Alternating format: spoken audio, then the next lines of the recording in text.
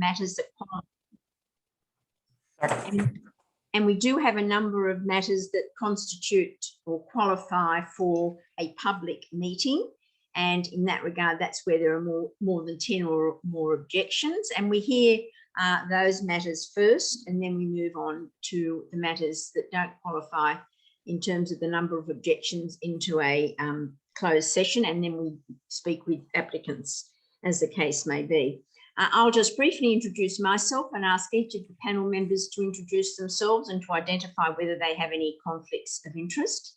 My name's Jan Morell, and I've chaired this North Sydney panel from its inception. I also chair and sit as an expert member on many other local government planning panels, and also the State Eastern Planning Panel. My background is a town planner.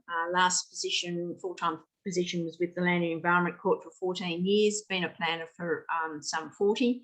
And I do have a conflict of interest with the first item being one that I will not chair, and I will ask James Harrison to assume the role of chair for that particular matter. That's 229 to 231 Miller Street.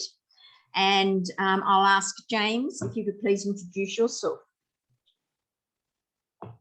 Yes, my name's James Harrison. I'm one of the expert members on this panel.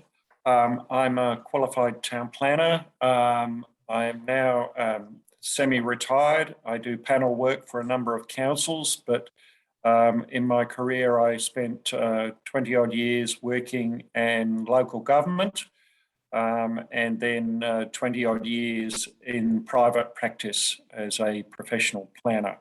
And I've served on a number of government committees during that career. Thank you.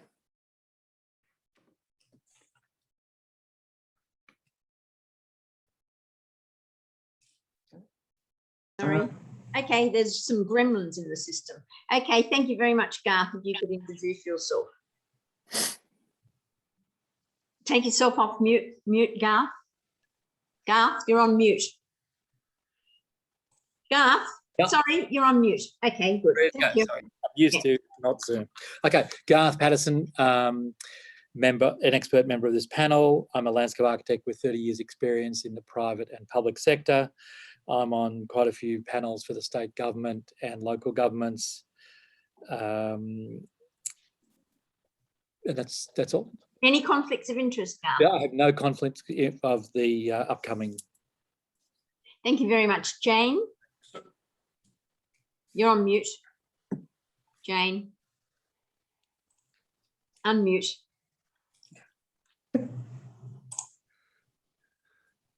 I've asked to unmute, but Jane? Yes. Sorry, I'm just working without a mouse. It's very difficult with this stupid laptop. I'm Jane Van Hagen. I'm a registered architect. I live locally. I'm a community member. I've been in the local North Sydney area for 30 years as a resident, and I have worked also in this area in the past. And conflicts of interest? None for today. Great, thank you very much. So I am going to depart to allow the first item to be considered without any involvement by myself. The reason why I have a conflict is because I sat on the original determination, and this is an 8.2 review. Just to outline the process, as I said, we hear from everybody today. We make our decisions generally today, and our determinations are on the website, usually by the end of the week, end of close of business on Friday. So that is the way that we progress through this decision-making process of the local planning panel. The first matter, I will ask Peter to exclude me from it, and I'll be in the lobby, and when you're finished, I'll just come back in. Thank you very much. Yep. Okay, Jane's in the waiting room now. Okay. So we're going ahead with item number 1. Robin there? Yes, I'm here. So, Is Robin C here? Yep. yep. So we're doing item 1 now. So I don't know if you want to talk to that or. No. No, well, basically, I think it's the well, I would like after chair to or the applicant to make their submission, I suppose. Yeah. The chair is. No? So was the chair to be me or was it to be Jane Van Hagen? No, it's you, James. You want it to be me? Yep. Okay, and the normal process then would be to hear from the, do we have any objectors on this matter? Okay, so what have we got? To speak to this one will be Joshua Palmer, the architect, or Paul Polomotek, town planner. No, we don't have any submitters for this one. So we have nobody to address the committee on this one? No, not on this one. Not in terms of objectors, Mr. Harrison, but I'm here speaking on behalf of the applicant. Yes. Well, if we have no objectors, then perhaps we'll go to the applicant and hear from Mr. Palmer. Thank you very much, panel members. Just to clarify, I am a solicitor with Pikes and Verriker's lawyers rather than an architect. That falls outside my skill set, unfortunately. Really just wanted to address the panel briefly in response to the council officer's report that's been prepared in response to the review application. We put in some late correspondence on Monday afternoon. Has that reached the panel, a letter from my officers? Yes, and that has been circulated to all panel members. Excellent, thank you very much. Well, hopefully on the back of that, I can be fairly brief then this morning, subject to any question, or this afternoon, subject to any questions you might have. Essentially, the applicant's position is that when you read through the council officer's report, there are no adverse impacts identified with respect to the proposed sign. There is no issue identified really with respect to the sign itself. The fundamental concern reading through the report that the council officer seems to raise is twofold. First of all, there's an assertion that the proposed sign doesn't fit within the desired future character for this area. And secondly, that it's appropriate for there to be a wall sign on a building where the sign is for a business located in another building. I think fundamentally they're the two issues. The starting point for us really is to identify the function of the sign, which is really to attract clients and people who will use the business that it is advertising. It's a sign that's designed to attract people to the building and to the locality. And that is a function that is encouraged by the objectives in the DCP with respect to the North Sydney planning area. That seeks a North Sydney or an area that is viable and attractive as a commercial centre, and this sign fits well within that. The sign is also permissible within the B4 zone and doesn't undermine in any way or conflict in any way with the zone objectives for the B4 zone. The concern that we have with the officer's report really is that there appears to be a fairly selective reading of the DCP. The council officer's report alludes to or makes reference to a particular sentence extracted from section 9.2.4 dealing with signage in the North Sydney Centre, and that's where this site is located. And that's the sentence that says generally additional signage should be limited to small scale business identification signs. What the officer's report fails to do is extract the previous sentence, which says that to enhance views from the harbour, large business identification wall signs on multi-storey buildings above first floor should be limited to 2 per building. So it's very, very clear that in the North Sydney Centre, it is contemplated by the DCP that there will be wall signs up to 2 per building on multi-storey buildings. There's no distinction drawn between residential buildings or purely commercial buildings or mixed use buildings. It just contemplates that there will be wall signs on buildings in the North Sydney Centre, and that includes the subject site. So when you are looking, we say, at the character of the locality and the desired future character, you have to account for the fact that wall signs on buildings is something that is going to be incorporated into that future character. And this sign fits comfortably within that. The other fundamental error we say in the officer's report is by making reference to the signage provisions in the DCP that relate to the B4 mixed use zone in completely different areas and localities, and extracting from those passages some underlying principle that wall signs should be excluded in the B4 zone.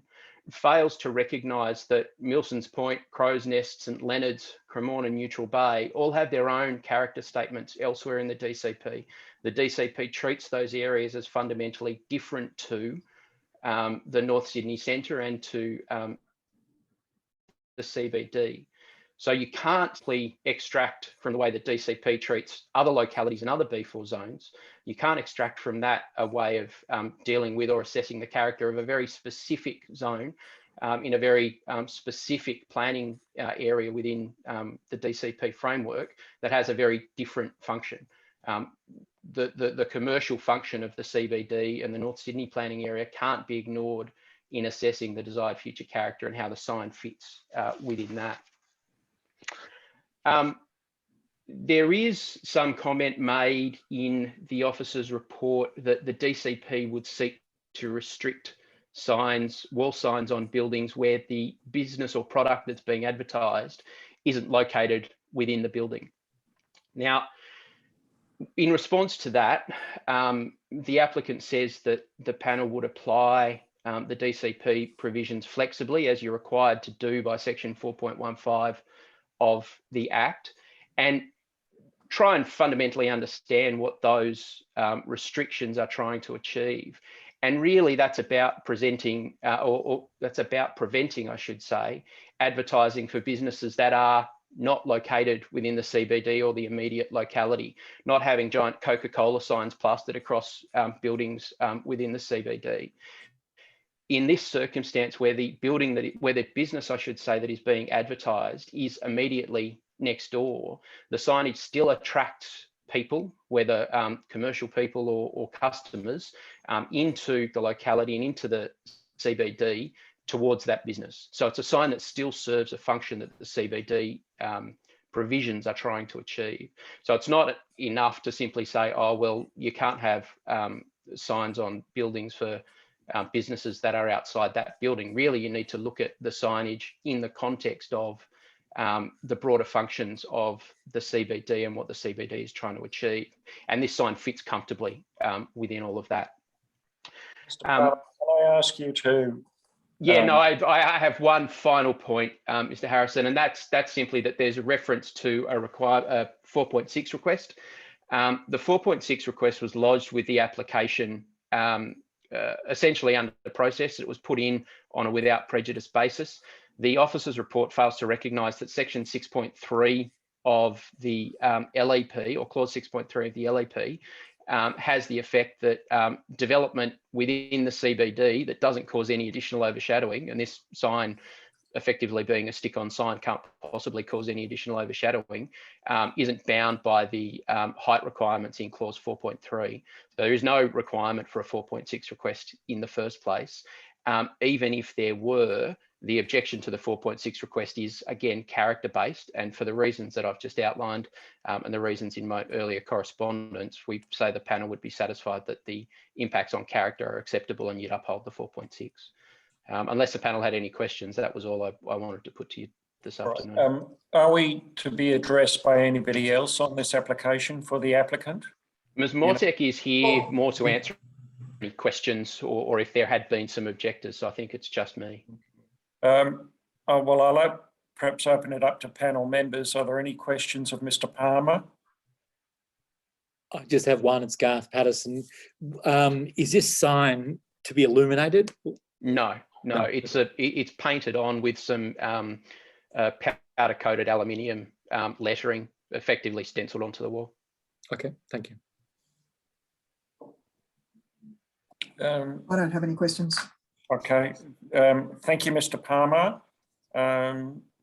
if there are not to be an address by anybody else, I think that's the end of the addresses on this matter. Thank you. Thank We'll you, be- panel members. We'll be considering the matter later on, and the determination will be posted on Council's website. Thank you. Thank you. Okay. Okay. If we can, I'll let Jan back in. yes, let Jan back in. Thank you.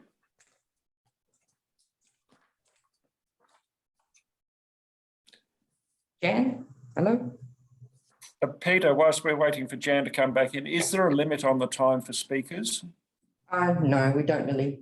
For this one. No, for as long as you like, okay? So I'll just ask. No.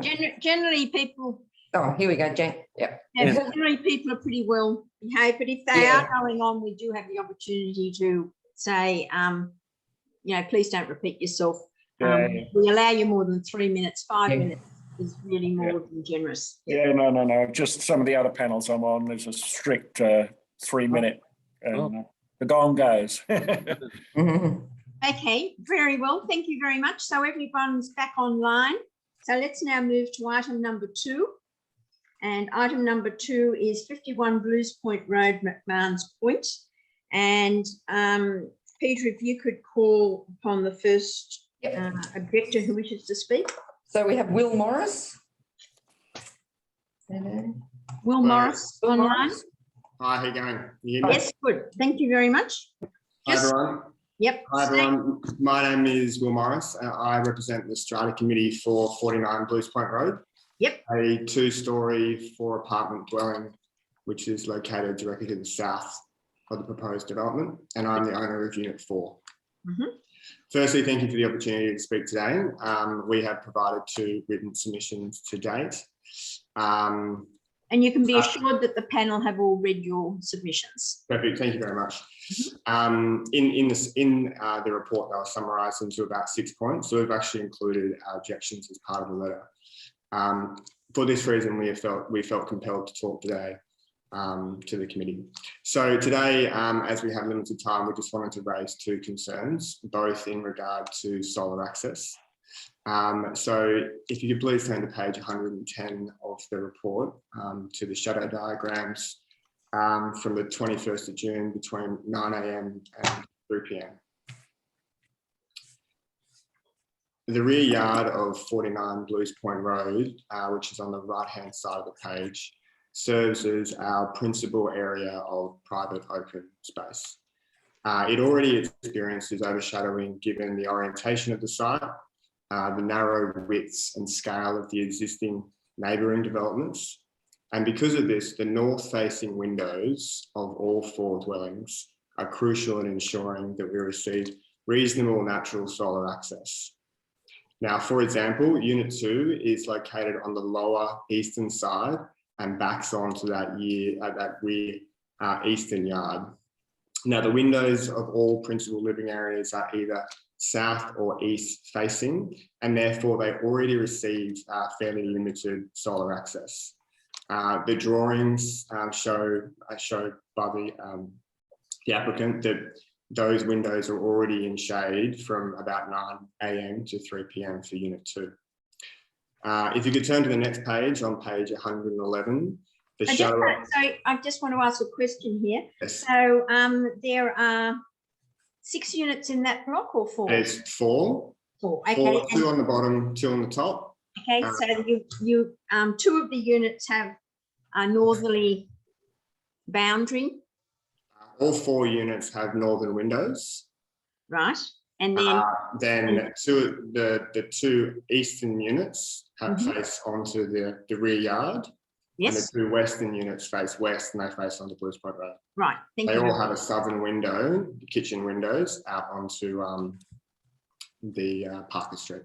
Okay. And your lounge room windows? Lounge room windows are on the eastern or western side. The kitchen windows are on the southern side. And there's the largest room, I guess, in the apartment block, of 54 square metres, they're quite small dwellings, is the one northern window. Sorry, the largest room. You said the living room. The largest, like a single room, which is Oh, you mean bedroom? which is a bedroom. Bedroom. is on the northern side. Okay, that the bedrooms, but the living areas are eastern and western Correct. orientation. Thank Yes. you. Yes. Mhm. So those southern facing, if you just take unit 2, that either there's a south facing or east facing, and they already have a number of shading from the existing development and due to the orientation of the block. If you can have a look at page 111, which is on the next page, and have a look at the shadow elevations for unit 2 and all the units, which is on the bottom left-hand side, you can see that there's significant overshadowing.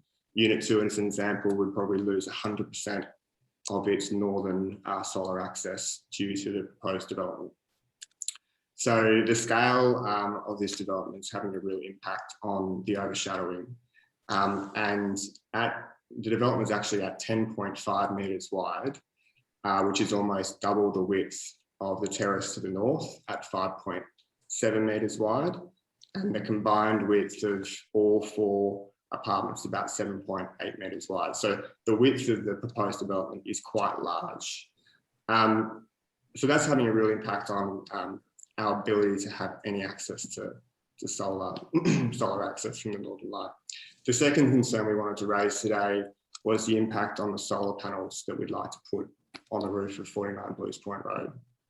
The report incorrectly states that no overshadowing impacts will arise from the non-compliant building height. However, we don't believe this is the case.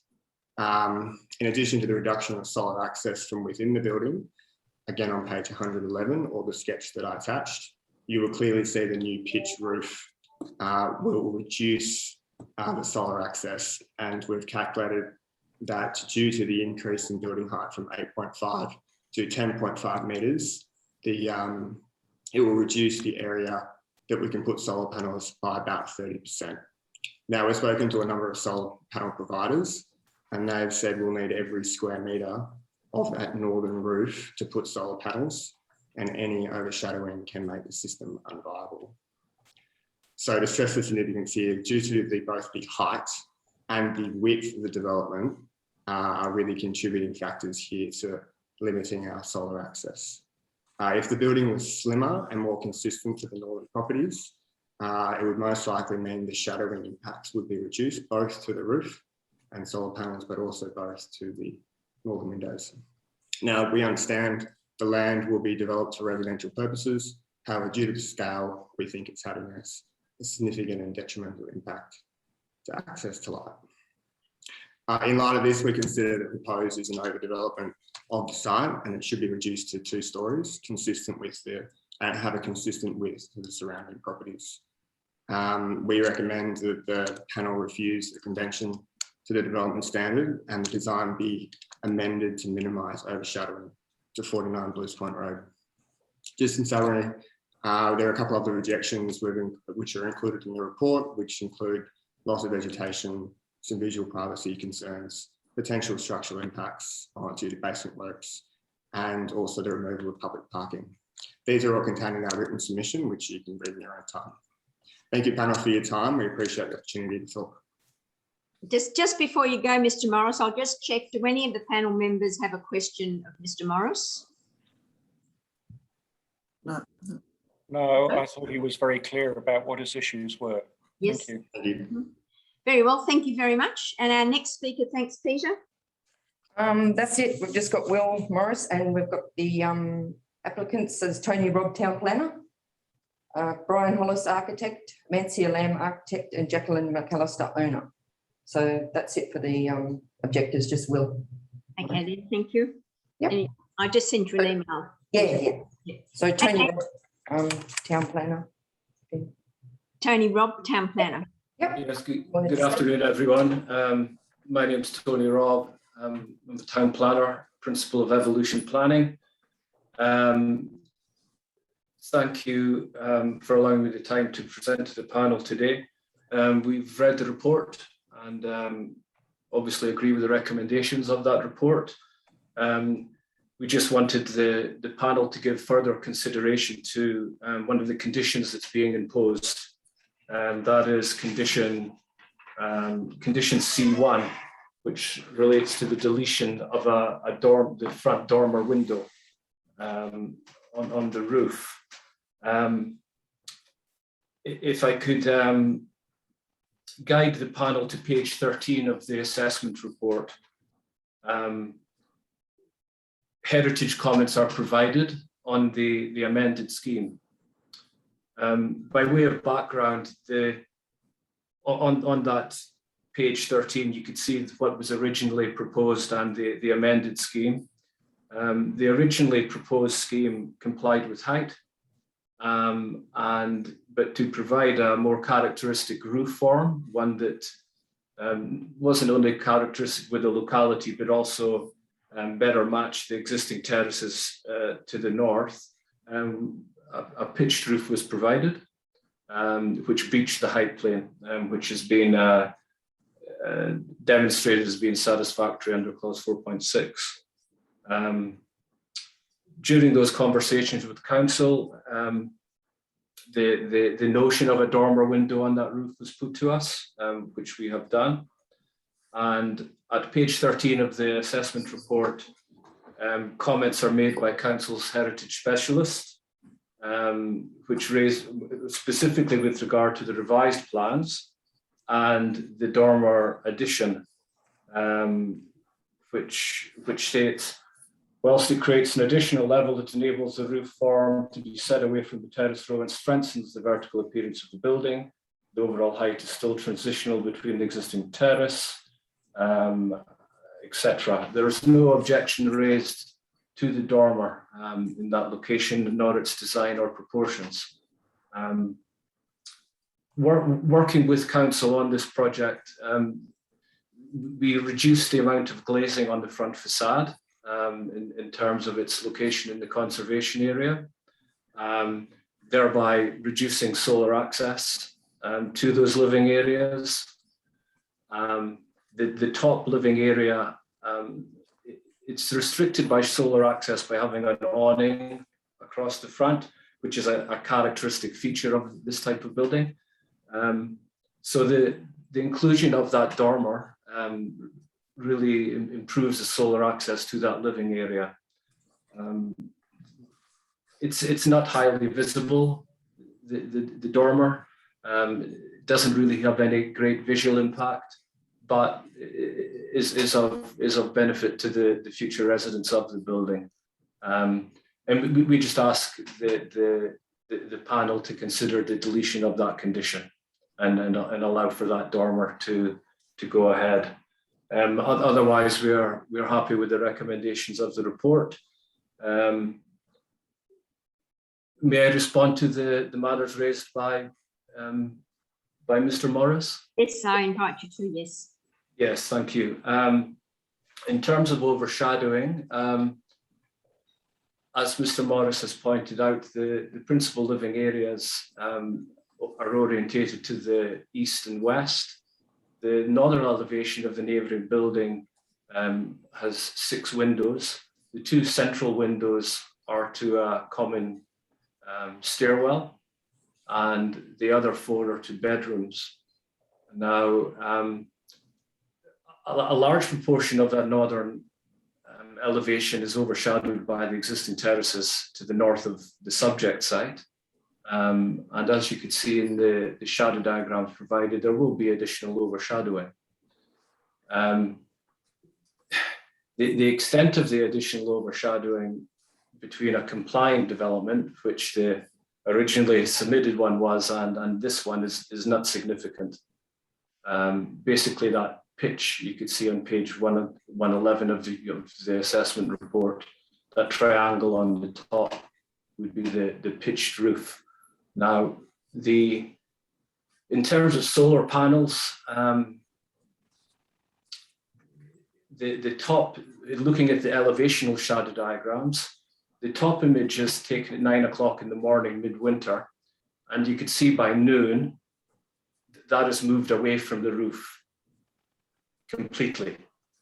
So I'm not sure where this notion of 30% reduction in solar access to future panels has come from, but between 9 o'clock and 12 o'clock, that little triangle will have gone completely from the roof. And remember, this is midwinter, which is worst case scenario. And the overshadowing to there won't be any overshadowing to panels on the roof during summer.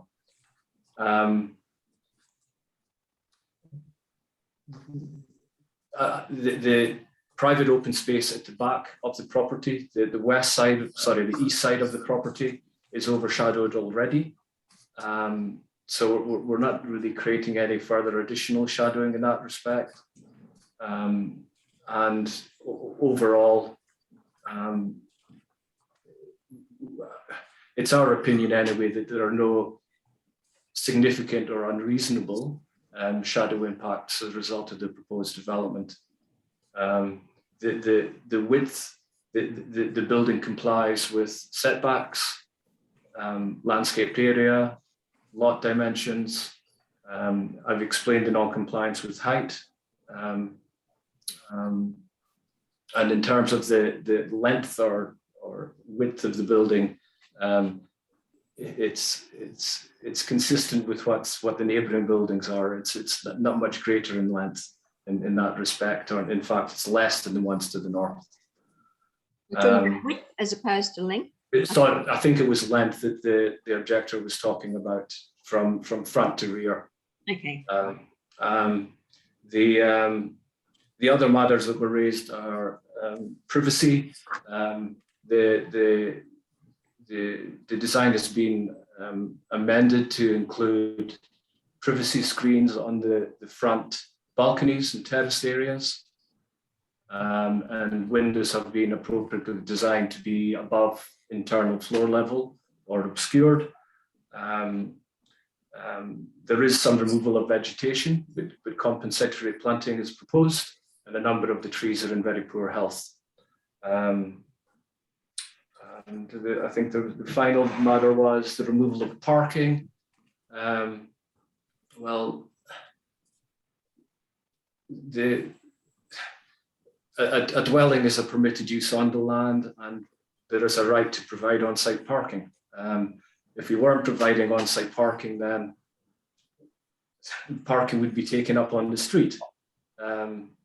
So I don't think the removal of on-street parking is really an issue.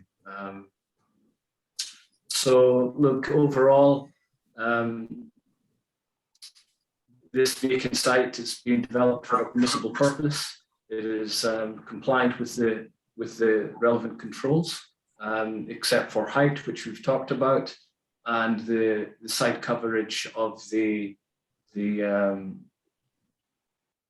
second lot, which includes the existing cottage, which has been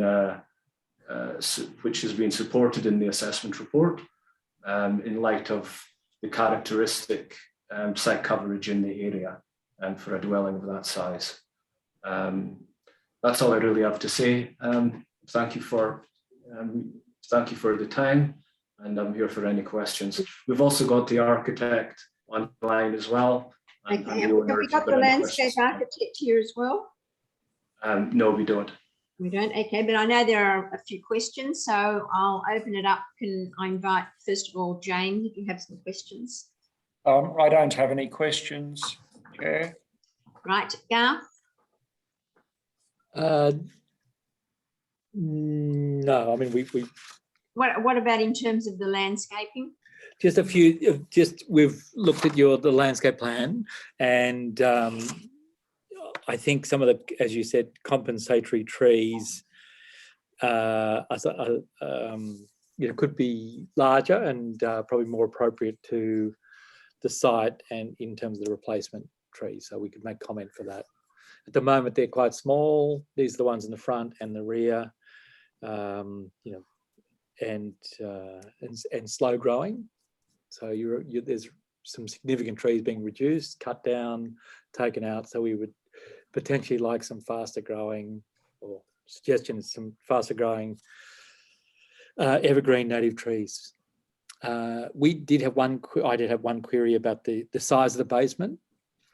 Tree 4 is a significant brush box, and we were wondering if you had looked at the possible retention of that tree with a potential reconfiguration of the basement. It's probably more of an architectural. Mr. Hollis, perhaps you could answer that question. I might actually ask Nancy to respond to that. Who's going to respond to that? Is Mancia Lamb on? Yeah. Yep. So just bring up which one tree 4 is, because our arborist has gone through to have a look at which trees are able to be retained, and the trees that we are proposing to remove aren't. He's had a look at if we could do any remedial pruning to retain them, and unfortunately.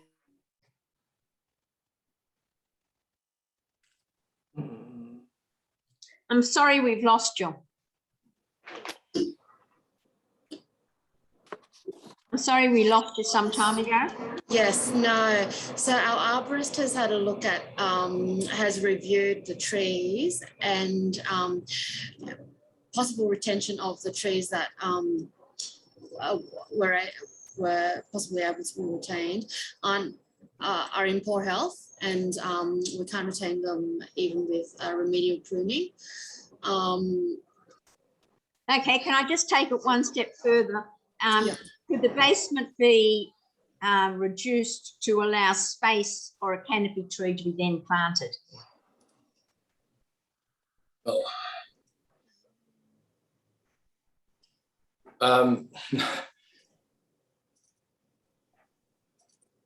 Well, I mean, the obvious answer is yes, potentially anything could be done. I guess the question is whether, you know, that is necessary. The arborist report has been provided, which outlines the health and the status of all the trees. No, I hear what you say there, but that's why I asked the question. It's always then a matter of space for a canopy tree, and if the basement was reduced, could that be achieved? Do you wish to comment on that, Jane or Garth?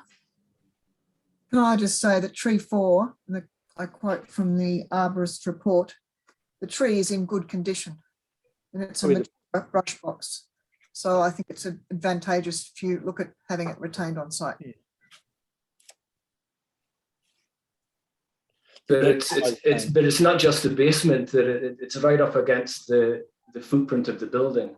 If you look at the section, the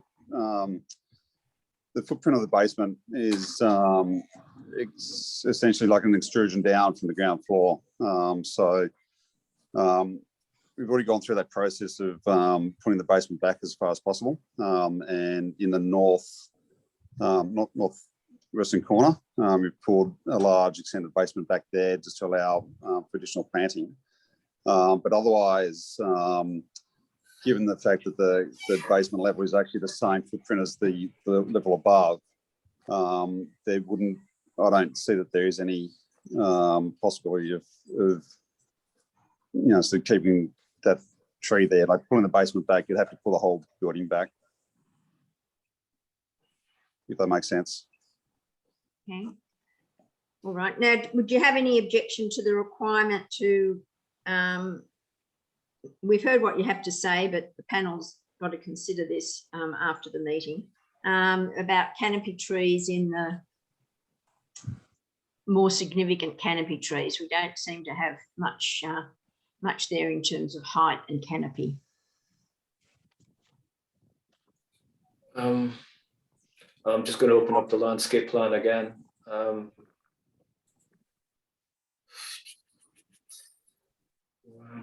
Sorry, bear with me, Jan.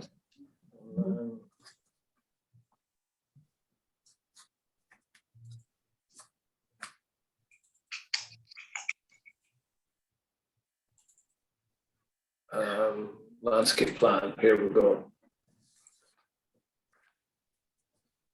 So the trees that are being planted in the back, I'm just looking at the landscape plan at the moment. They're all small deciduous trees, bar one.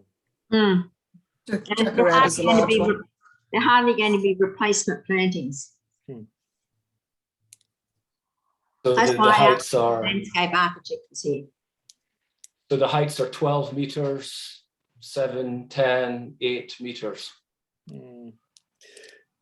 If you can, well, I don't know whether that's right or not. That's probably at full maturity, but I haven't seen a Largostromia that's, you know, a crepe myrtle that size, a plumeria, which is a frangipani. I mean, they are very small courtyard garden trees.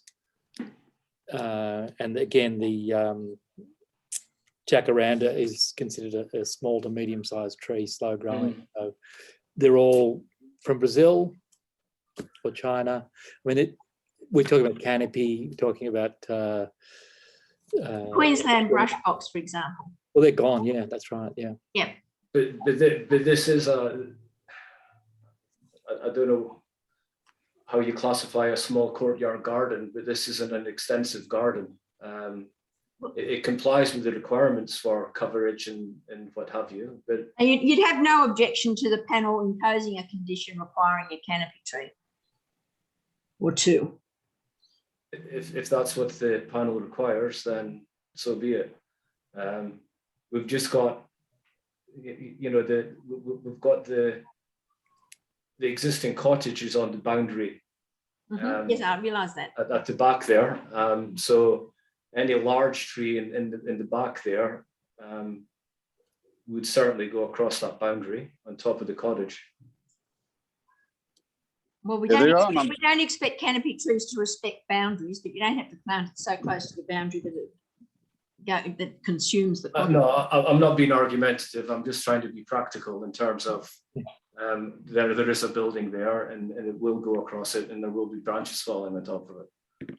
Yeah, I'm just looking at the plans and just like there's obviously site constraints at the again that front northwestern corner. There's the footpath stairs, and so we're limited there as to where the access to the car parking can go. So that's sort of on the southern side, which sort of means that any canopy trees would be at the back, and there's already quite a few trees there at the back between those two buildings.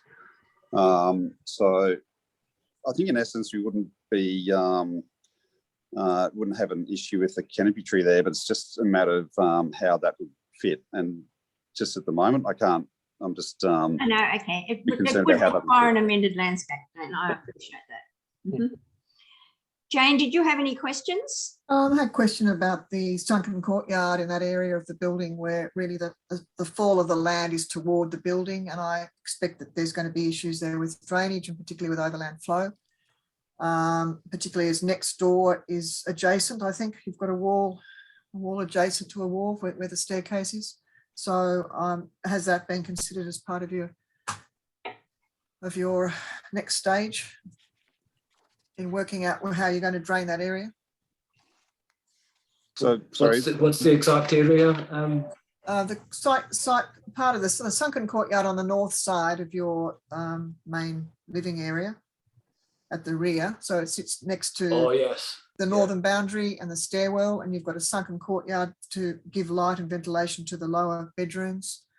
And that part of the site does fall from east toward west. So I don't see that as being a very good overland flow solution. So have you got a solution in mind?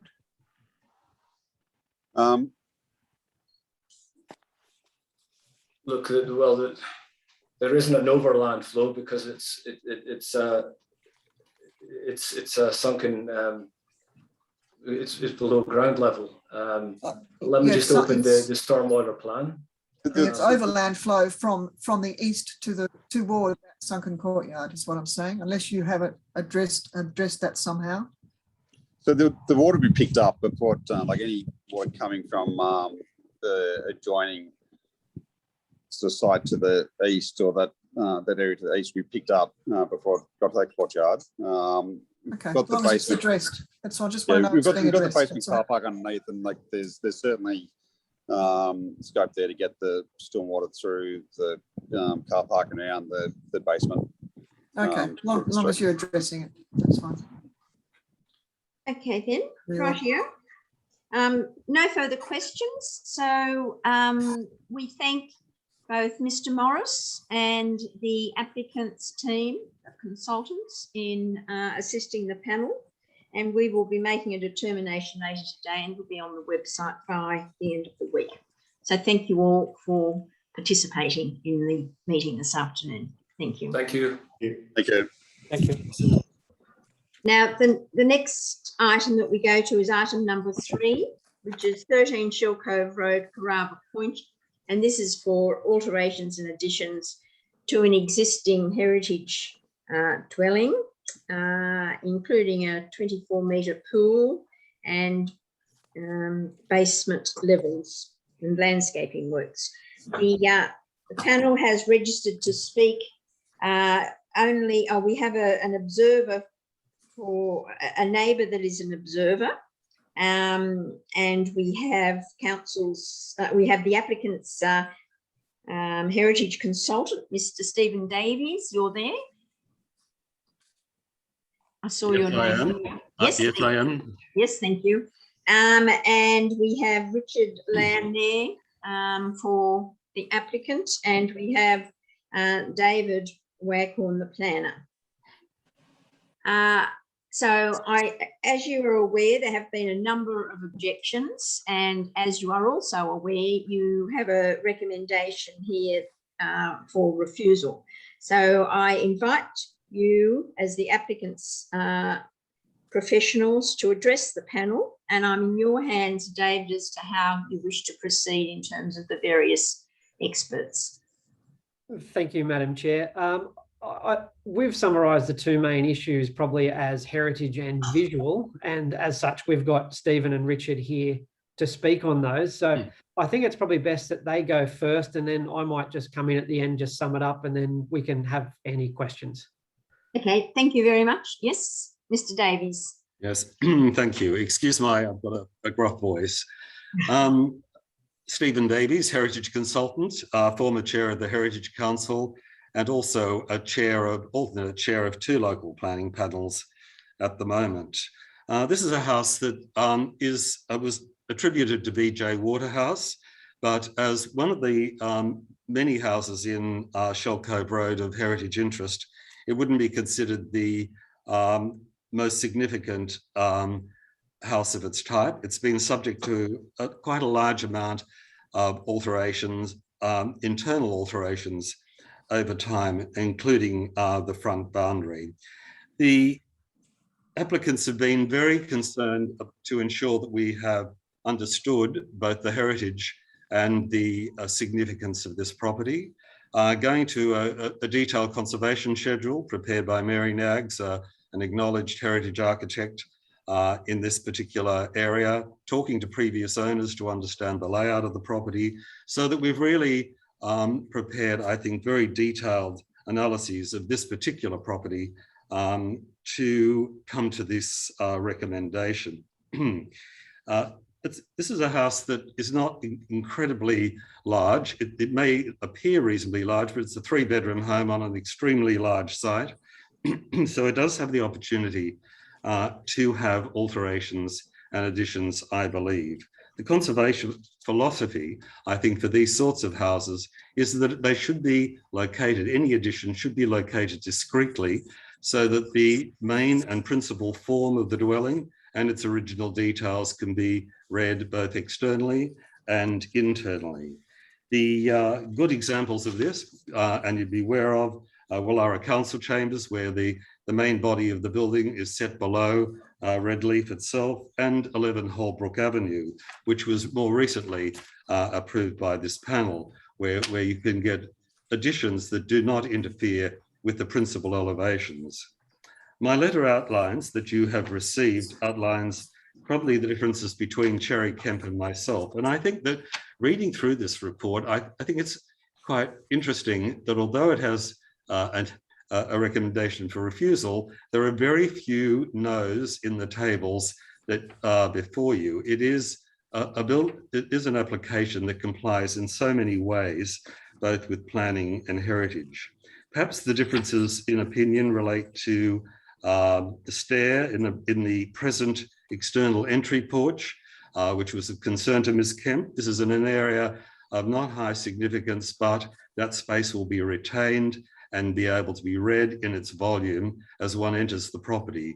This is much better than putting the stair internally, because one of the few very good elements of this particular building is its entry hall, its principal stair, and the principal rooms that are adjacent to that entry foyer. The en-suites on the rear are also of concern, and they're not going to be visible from the public. One of the things I might say about that is that there looks like clear glazing on the enclosed veranda, and we're quite happy to have more patterned or traditional glazing in these enclosures that were always enclosed. As we've said, probably for the very first years after the erection of this dwelling, it's had some sort of enclosure, and this has often come about because of wind and weather and the opportunity to enclose these spaces. There is no, and there was also an issue about technical and engineering concerns. There's no concern from council in this respect. Ms. Kemp, a non-engineer, has raised her own concern, but we believe that this has been adequately covered by all the professional reports. Now, also the front light well, which was raised, does not impact any original fabric and is not visible from the public domain. The glazed balustrading has been raised as an issue on the eastern elevation, and we're quite happy for this to be conditioned for a metal palisade. The lower sandstone undercroft was also raised as an issue, and we don't believe that this can be sacrosanct right to the for the full extent, because there is no other place to place any additional accommodation on this site other than below the principal form of the dwelling towards or under the garden. And I think this has been, and Mr. Lamb or Dr. Lamb will clearly, I think, give you that evaluation. So the proposed works do not alter. Sorry, Stephen, could you just say that part that you mentioned about the sandstone? Why do you think it's not? Oh, yeah, sorry, I've got a gruff voice today. What I'm saying is that the house sits on a sandstone base, which does have an undercroft underneath it that's currently storage. The only place you can actually place an addition on this site so that it doesn't impact on the way you would view the principal east elevation, that is the rear elevation with the verandas and the first floor veranda and the gable, is to place it very low on the site. So the opportunity there is to take some of that sandstone undercroft away to locate the new addition at a lower level. So that's what I was saying, and Dr. Lamb will explain this in the ability to actually visually see those changes. But what we're trying to do and trying to achieve on this site is to provide a new lawn where the existing lawn exists, and provide the opportunity to settle, I suppose, that addition below the principal form. And as I explained in my letter to you yesterday, that view from the harbour shows that house still sort of pops actually as the original waterhouse elevation on the harbour, and it is not obstructed by this proposed addition. So we're saying that the proposed works will not alter the manner in which the house is enjoyed and appreciated. There are probably three things we could ask you to look at if you're concerned about conditions, and that's the glazed balustrade to be replaced by metal, the veranda enclosure to be multi-paned of an appropriate style so that it settles more into the traditional form of glazed enclosures to verandas, and also any evidence on the first floor. The first floor has been altered and changed over time. However, there is proposed to make what we think are reasonable alterations in areas of lesser significance. And we think that this is an opportunity to make the house more livable. But if there is concern about that, that in many cases, there's an opportunity to interpret that through bulkheads or some indication or interpretation of the first floor layout so that that might be more easily read. And we've been doing that on other matters in North Sydney and with Wallara Council as part of the change to lesser or service areas of buildings. So I commend the application to you. I think that the difference between Ms. Kemp and I actually is much narrower than the report might indicate. So thank you. Thank you, Stephen. Now we have Richard Lamb. Thank you. First of all, before we move on, we'll hold our panel questions till after we've heard from you all. So Okay. Richard Lamb. Thank you, Madam Chair. Nice to see you again. I'll read through my submission.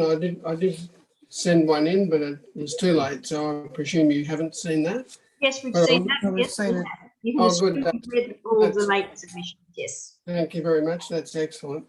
I wonder whether you could, I would like to refer to you while I'm doing that to Mr. Waghorn's submission, but only in relation to the side-by-side comparison that's in there of the photo montage. Sorry, Dr. Lamb. Madam Chair, could I bring that up on share screen if you'd like? Yes. Yes, yes, please. Can you see that? Yes. Now, well, yes, we can now. Yep. Yep. Mhm. That's excellent, thank you. All right, so This, the thing this- I have to say about this is the, in- I saw this in your letter. thank you. Mhm. I find the conclusions of the council's independent assessment by OK Planning to be kind of mysterious, because for various reasons. One is that it defers to the heritage impact assessment report substantially. I don't have any comment on that report because that's not within my expertise. But in relation to the findings of visual impact, it seems that the heritage assessment unreasonably influences the assessment of the visual impacts in the OK Planning report, as it makes many claims about visual impacts of the proposal that have no external visual evidence. And they're not supported, in my opinion, by the objective facts. And those are presented, amongst other places, in a report that I prepared that went with the DA, a very detailed report. There's minimal reference to that report in the report to the panel by OK Planning, which is unfortunate. And it states a number of things I think which is just simply wrong. For example, that the subject site's highly visible from public vantage points, and it does that by reference to a photograph, which is photo 5 in the report, a photograph from the Cremorne walking coastal walkway. And it's true that the site's visible from there. It's one of the few places, in fact, that it is. It makes much of the fact that the site's viewed in an established low-density residential area, whereas if you look at photo 5, and many of the photographs in my visual impact assessment report, you'll see that views from the walkway and from the waterway are predominantly composed of residential flat buildings of significant bulk and scale, amongst which the existing dwelling, as you can see in both the photo montage and the existing photograph in Mr. Waghorn's submission, would be continue to be quite subordinate. It's quite a small building. It's quite confined by large buildings on both sides. That will be the way it will continue to be in the future. The changes that are proposed as a result of the application to the south and the north elevations have no significant visibility to the public domain. These are mentioned as issues of concern, the visual impacts in the heritage state assessment. I don't think they're of any consequence in terms of the visual impact question. Yes. And Mr. Davies has dealt with for some of these. The changes that are proposed to the garden are of minimal impact on the public domain. And you can see the existing garden is a lawn with some cypress trees on it, both sides. That's pretty much all that there is of it in the current situation. Now, a lot of work and resources went into preparing the certifiable photo montages in my report. And I think that the photo montage is very important to look at as the most objective evidence about the only significant view of that east facade. I think it's obvious from the photo montage that the proposed additions do not overpower or dominate the views as is claimed. I'm not really sure where that comes from either, because in the assessment report to the panel, there are many places in which the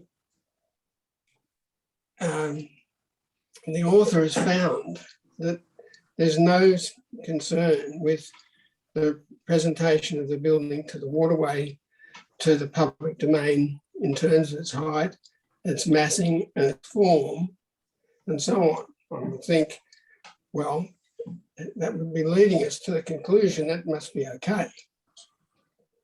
But apparently it's not. And I really don't understand how it happens. Part of it seems to be that the reports adopted almost any mention of the vaguest relationship in visual impacts that's cited in the heritage assessment. And it even mentions things that have no visibility from outside the site, such as ensuite bathrooms, skylights, walls below ground level, the swimming pool, and so on. The objective truth of that, and you can see this in the photo montage, is that none of those things are visible in the public domain. Of course, in the street, we can see the front elevation of the building, but I think it must be accepted that there's no significant change in terms of visual impacts going to be caused there. Okay, thank you very much. David, is there anything further you wish to say? Madam Chair, yes, there is. I'll just stop the screen sharing. I've just got a final sort of wrap-up statement I'd like to make on behalf of the applicant Nona, if you would give me a couple of minutes. Before you do that, I think it's more appropriate to have questions from the panel. So can I invite panel members to raise your hand so that you can ask a question? Thank you, James. Perhaps David could bring back up the share screen of the photo montage. Sure. Because it goes to some of my questions.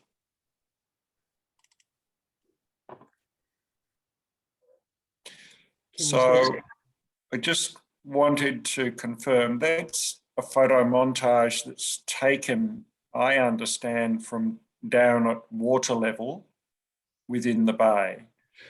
Is there a photo montage though done from a position on the public walking track on the opposite side of the bay where you would be higher up looking across to the side? No, there hasn't been one of those done because the distance of separation, you just don't get the appreciation of the building. Well, I think that might be a matter of opinion. Certainly that photo montage, because it's taken at a lower level looking back up to the building, obviously you don't get to see the lowest of the two new levels, or you see very little of it. But what I was interested in exploring with Stephen Davies is the existing building sits on this sandstone plinth. Yes. And when we look at the new building on the right-hand side there, whilst there's some use of sandstone there, obviously there's a very large amount of glazing, and I wonder whether it would be possible for there to be less glazing in the higher of the new levels, such that it had a more dominant form. I think this also came up, actually, it was interesting that this is an issue that came up with 11 Holbrook Avenue as well. I think, and this is usually achieved, I believe, depending on sort of the reveal or the shadow line, so that the structure around the glazing has an element or a reveal that provides that with more, clarity than the glazing itself. But that is something that I'm sure that the architect and we could look at in response to that opportunity to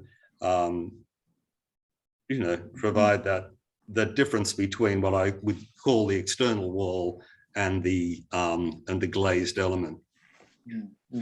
Mr. Harrison, just in addition to that, the glazed element you see on that first lower ground level, that's recessed at least 300 to 400 millimeters behind the back of those sandstone columns.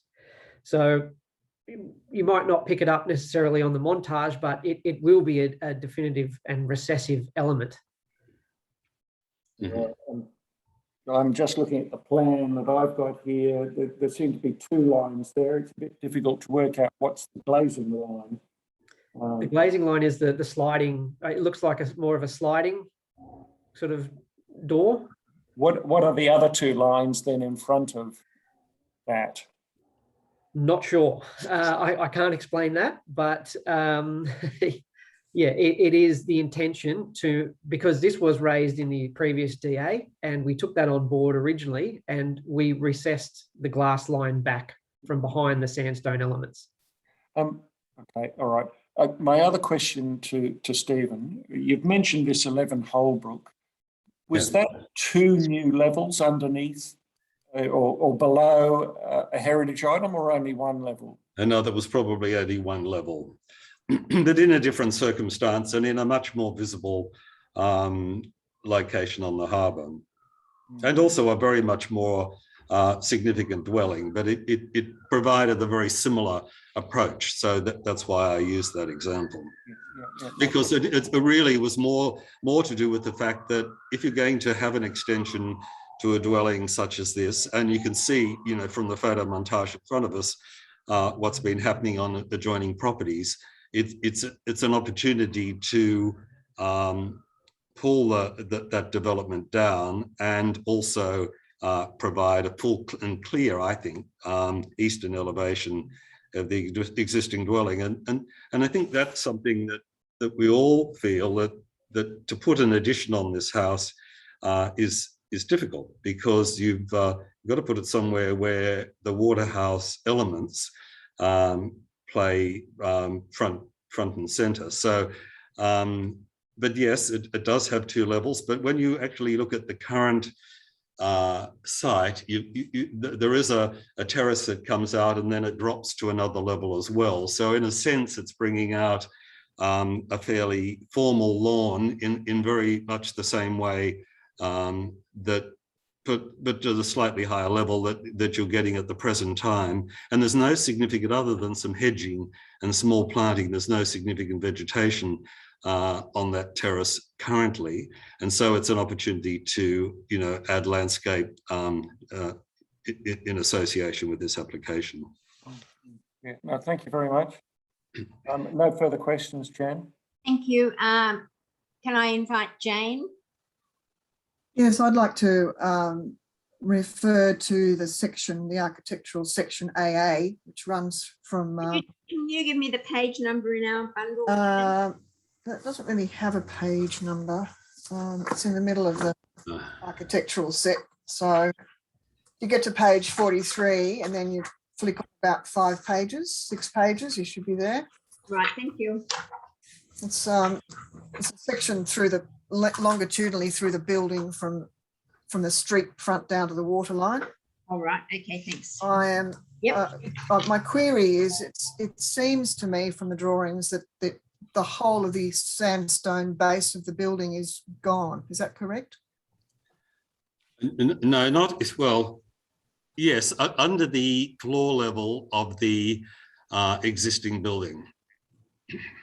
Right. So I'm querying in a heritage terms. This was not addressed as far as I could see in the heritage report. of the main elements of arts and crafts and Waterhouse type developments of that era was the sandstone base of the building. Yes. See that that's gone, and I'm disturbed by that, and I'm disturbed by the fact that it wasn't addressed as an element of review of the proposal.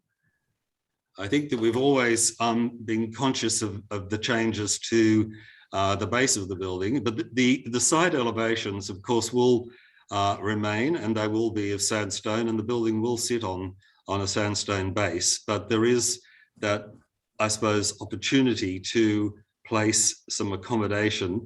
Currently under the house, there is a very small sort of cellar, former bathroom, and it's very constrained. So to do anything in this particular area, or even to open it up for additional use, even under the existing footprint, you would need to make some changes to that sandstone base. I don't think that it's in the context of the significance of the dwelling and the opportunities to conserve every other elevation and every other element of the exterior of the building, that this is a significant change.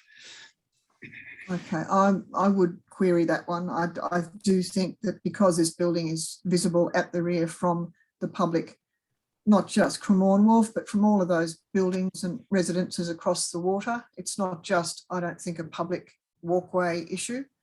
I think it's a vicinity. The whole vicinity can see this building, and you can see the north facade of the property from along the water.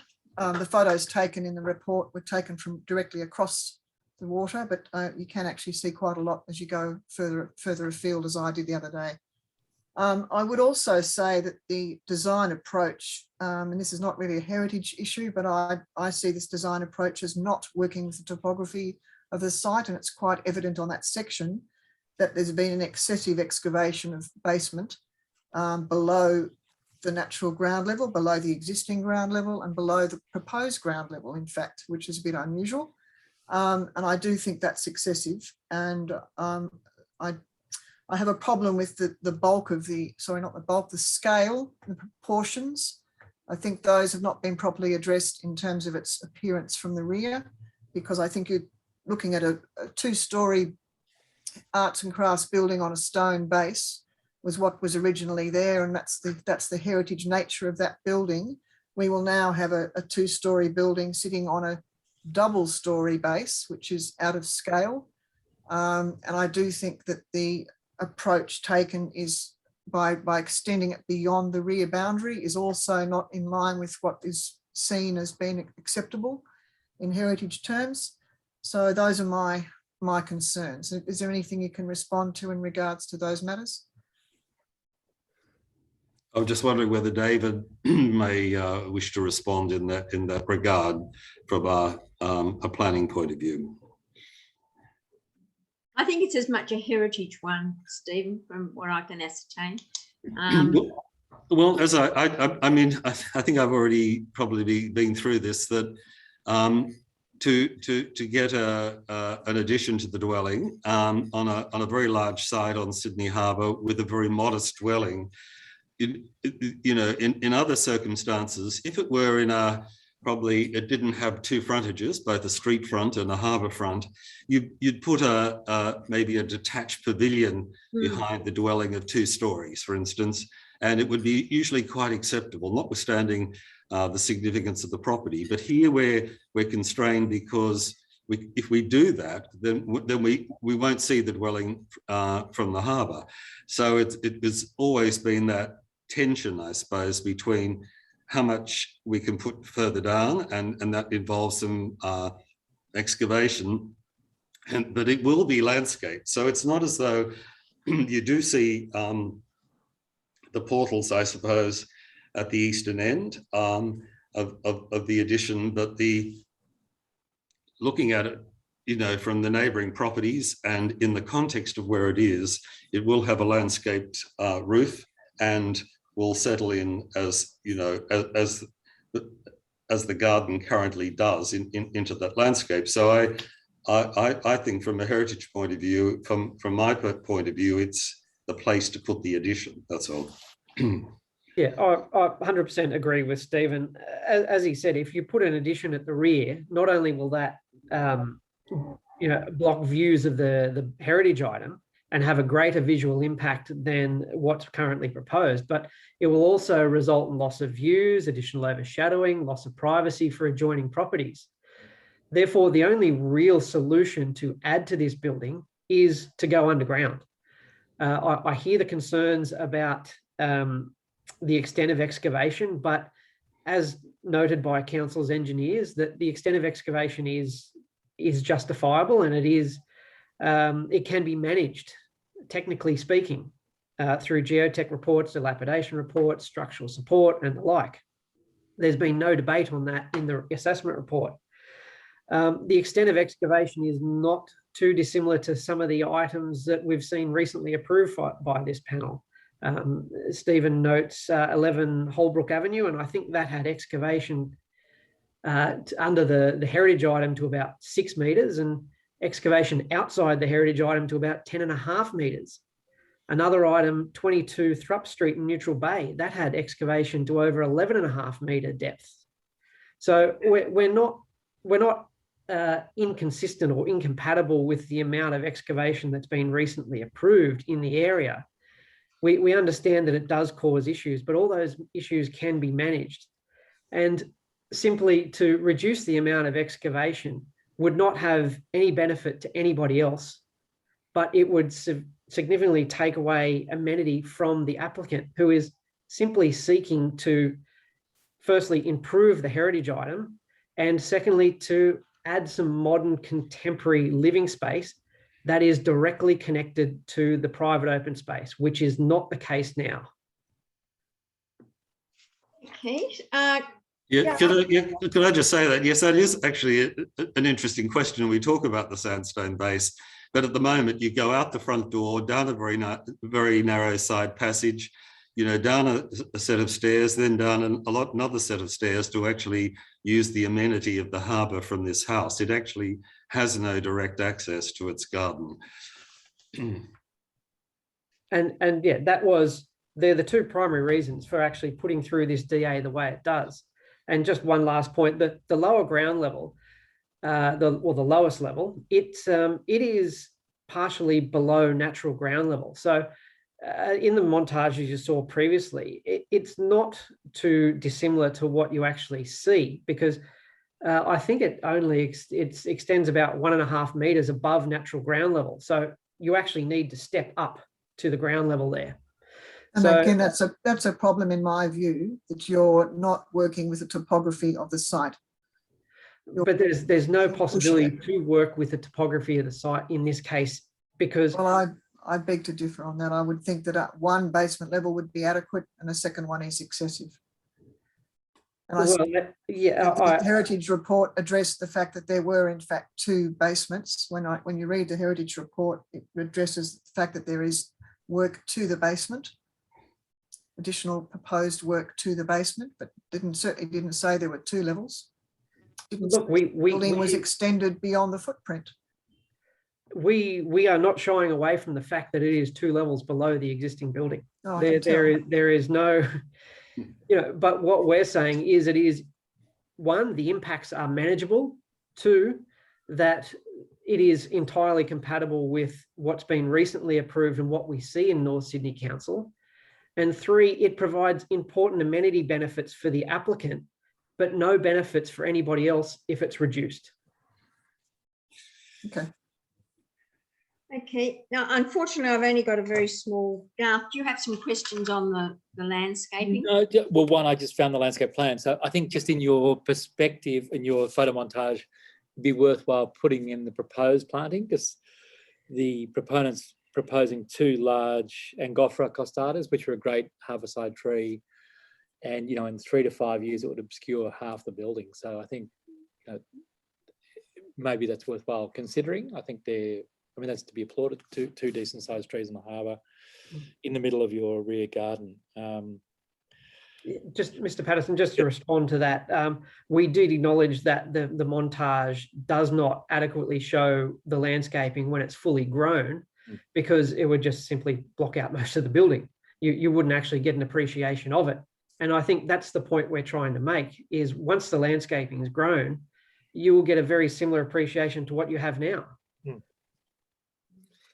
true. No, I don't have any. One other thing was that, I mean, the question of the sandstone, are you, like other members have been prosecuting, is it to be reused on site? It's Yes. not clear, or is it reused on the building, or is it reused in the landscape? What's the site strategy there? The strategy for that is it is to be reused as much as possible on the base element facing the harbour. So the visual appearance will look as close to natural and as it does now as possible. And so this is the new sandstone retaining walls. This is the sandstone base for the building. So for the two new level additions, we'll be reusing as much of the sandstone as possible for that front face. Okay, but there's also then sandstone retaining walls in the landscape. Near the pool, yeah. Near the pool? At the end of the pool, at the end of the grassed area. If there's not enough sandstone for that to be reused, then most of that will probably be new. But And they we- can, Well, we can with all that excavation, I should imagine you'd be able to give the rest of it to council. the sandstone. Okay. But we'd be wanting to match the sandstone. You know, it'd need to have that very nice rock face sandstone rather than what I call the smooth striated start. Exactly. It would be a rough hewn style, similar to what's there now. We're very sensitive of the design, and we want to try and match everything as closely as possible. So in doing the landscape plan, was there any the heritage considerations? I'm just trying to understand where that's reflected in this landscape plan. In what way? There's no sort of significant or early planting on the site at present. So it was really, I think, really for the landscape architect to provide landscaping that was compatible with the site and its environment.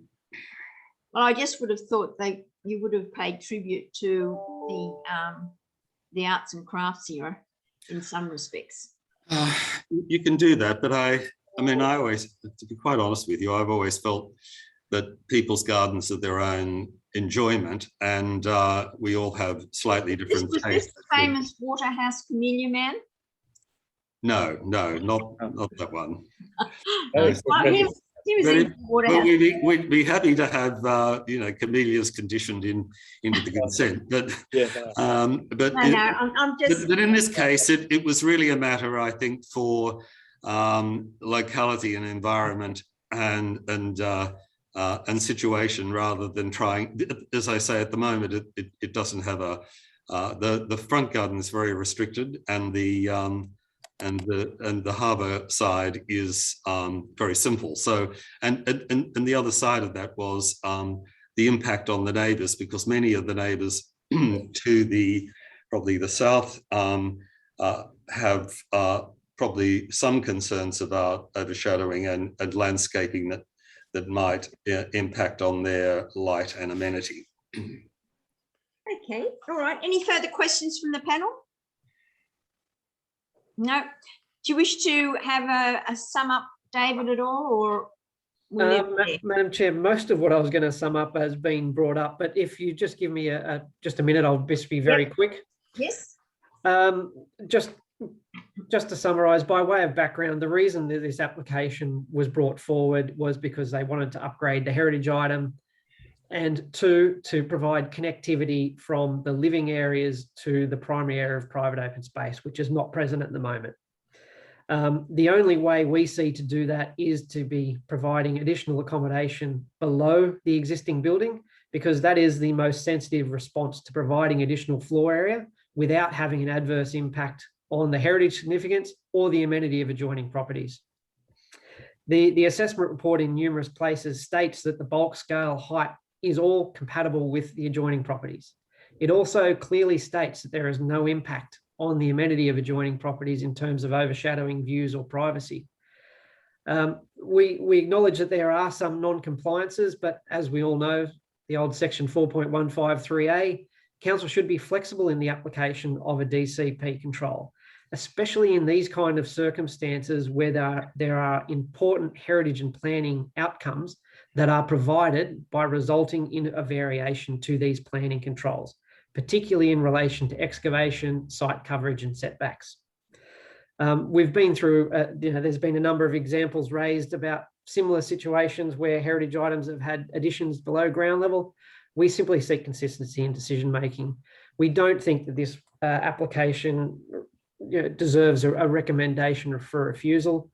We do note that their report did contain a number of things which said this would be satisfactory subject to conditions. Our clients are happy to take on all those conditions, and we really commend the application to you for approval and respectfully request you overturn the decision for refusal. And that's what you've said there, David, is it seems to me that there would, when you look at the conditions, they don't provide sufficient certainty. So I need to understand what the applicant's asking for here. Is the applicant asking for, we very rarely defer matters, but is the applicant asking for it to be deferred to allow those heritage issues to be addressed, as in terms of presentation?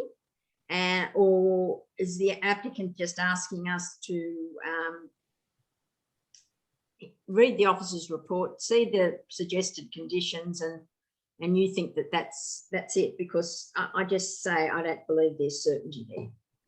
No, I agree. There are a number of cases where the report mentions it, would be conditioned subject if the panel found this application supportable. We agree there's no certainty and there's no conditions of consent. So in that case, if the panel are of the mind to approve the development, it may be best to defer this, come back with a set of conditions in the report, and then we can discuss further at the next meeting. And as I said, I had those three conditions. I was very happy to have added to the any proposed conditions of consent. I suppose it's all, especially with the heritage building, as you all know, it's in the execution of it all, and you certainly do need a lot of detail and certainty. But anyway, thank you all for your presentations and assistance for the panel. We will deliberate on this later in the afternoon, and our decision will be on the website Friday, close of business. Thank you all very much. Okay, thank you for your time. Thank you, Madam Chair. Thank you, panel members.